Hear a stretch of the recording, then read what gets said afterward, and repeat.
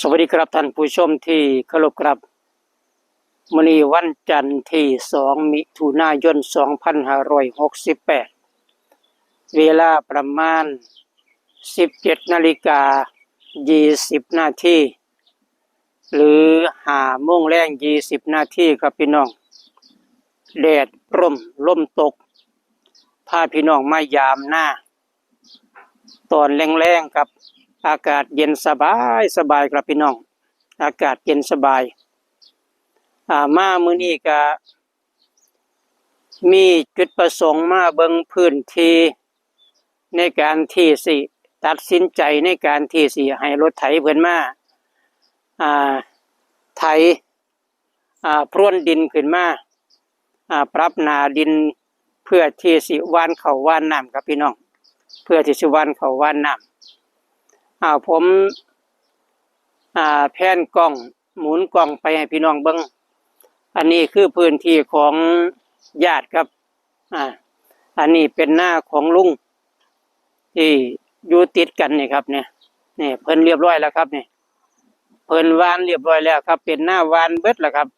ช่วงนี้บ่มีผู้ใดดำนะครับการดำหน้าใช้เวลาหลายเปลืองแรงงานดำผู้เดียวก็บ่ไหวมีแต่ผู้อายุหลายๆแล้วปวดแข้งปวดขา ถ้าดำต้องจ้างคนมาโอ้สิ้นเปลืองค่าจ้างแรงค่าแรงก็หลายครับพี่น้องแต่ละรายวันแต่ละมื้อนี่บ่ธรรมดานะหน้าของผมปีนี้ก็สิคือกันล่ะครับเฮ็ดหน้าหวานคือกันที่แรกว่าสิอีกจัก 2-3 มื้อเนื่องจากว่าบ่มั่นใจในสภาพของดินฟ้าอากาศจักสิตกจังไดจักสิตกหรือบ่ตกจังไดครับเห็นป้าเห็นลุงเพิ่นเฮ็ดเบิดแล้วเหลือแต่หน้าของผมนี่แหละที่เฮ็ดหมู่ห่วยบ่เข้าท่าแล้ว ผู้ใดเพิ่นก็เฮ็ดเบิดแล้วเหลือแต่เจ้าของนี่ก็บ่ปานใดเด้มาเบิ่งพยากรณ์อากาศก็ว่าประมาณตั้งแต่วันที่8วันที่9เป็นต้นไปนี่ก็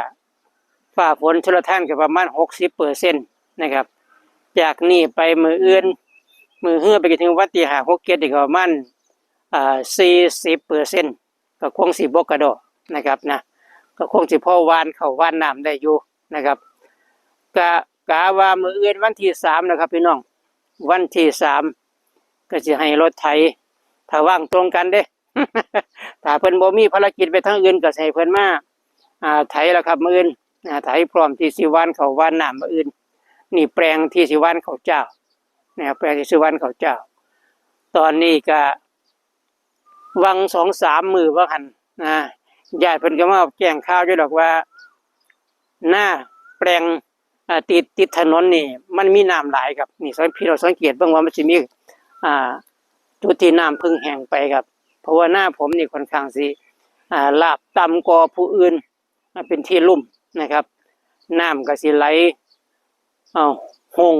ไหลห่มมาอยู่พอสมควรนะครับสิพาพี่น้องมาเบิ่งฟังอีกฝั่งหนึ่งแปลงนี้ก็แปลงข้าวเจ้าเป็นแปลงแรกตาแรกครับตาแรกให้แรกข้าวเจ้านี่วังนี้ก็น้ำพึ่งแห้งไปนะครับเห็นหลานที่เพิ่นเป็นเจ้าของรถไถเพิ่นบอกว่ามันมีน้ำอยู่เด้เพิ่นว่ามีน้ำอยู่มาเบิ่งมื้อนี้น้ำแห้งแล้วครับน้ำแห้งแล้วก็มื้ออื่นก็สามารถที่สิไถได้เลยเนื่องจากแห้งแล้วถ้าฝนบ่ตกมื้อแลงนี่เด้แต่ว่าเบิ่งสภาพดินฟ้าอากาศแล้วฟ้าอยากแจ่มดีอยู่ครับพี่น้องฟ้าอยากแจ่มอยู่คือสิบ่ตกล่ะคือสิบ่ตกคือสิบ่ตกฟ้าบรรยากาศฟ้าแจ่มเมฆก็จับก้อนอยู่ไกลๆพุ่นจับก้อนอยู่ไกลเป็นก้อนเป็นกลุ่มอยู่ไกลบ่แสดงอาการว่าสิตกแต่อย่างใดนะครับเพราะฉะนั้นก็เหมาะแล้วครับเหมาะในการที่สิหว่านข้าวหว่านน้ำพาพี่น้องย่างมาในพื้นที่ของแปลงข้าวเจ้านี่คือบรรยากาศของท้องไร่ท้องนาครับพี่น้องยามมื้อแลงอากาศเย็นสบายอากาศเย็นสบาย ต้นไม้ตอนนี้โอ้เป็นที่น่าพอใจครับต้นไม้นะครับเขียวชอุ่มเขียวชอุ่มเย็นตาเย็นใจนะครับเห็นแล้วสบายตาสบายใจนะปีนี้ฝนนี่ก็คาดว่าแต่ละต้นก็สิซัดขึ้นบ่น้อยแล้วว่าสันทอไปบ่น้อยละนี่คือต้นไม้นะครับที่ปลูกไว้แล้วไม้ประดูนะครับนี่คือผืนหน้าพาพี่น้องมาเยี่ยมมายามหน้าตอนแรงบรรยากาศค่ำๆนี่ครับบรรยากาศค่ำๆของพี่น้องเป็นยังไงเนาะนะครับวานเข่าวานน้ำแล้วไปครับฝากความคิดฮอดคิดถึงทุกท่านครับเป็นกำลังใจให้ทุกคน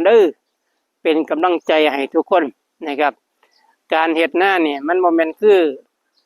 มันโมเมนต์มวนขึ้นนั่งกินข้าวเลยเนาะ ไม่แต่นั่งกินเหล้ากงเบียร์เนี่ยมันก็มวนอยู่หั่นแล้วนะครับเนาะมาเฮ็ดหน้าอยากเมื่อยอยากน้อยอยู่เด้นะครับแต่ว่ามีเป้าหมายว่าถ้าเฮาบ่มีหน้าอยู่เดียวบ่เฮ็ดมันก็คือส่งสีข้านนี่แหละเนาะ มันก็ต้องเฮ็ดล่ะครับหน้าผมมันบ่หลายดอกครับพี่น้องข้าวเจ้านี่ก็2 ไร่นะครับข้าวเหนียวก็2 ไร่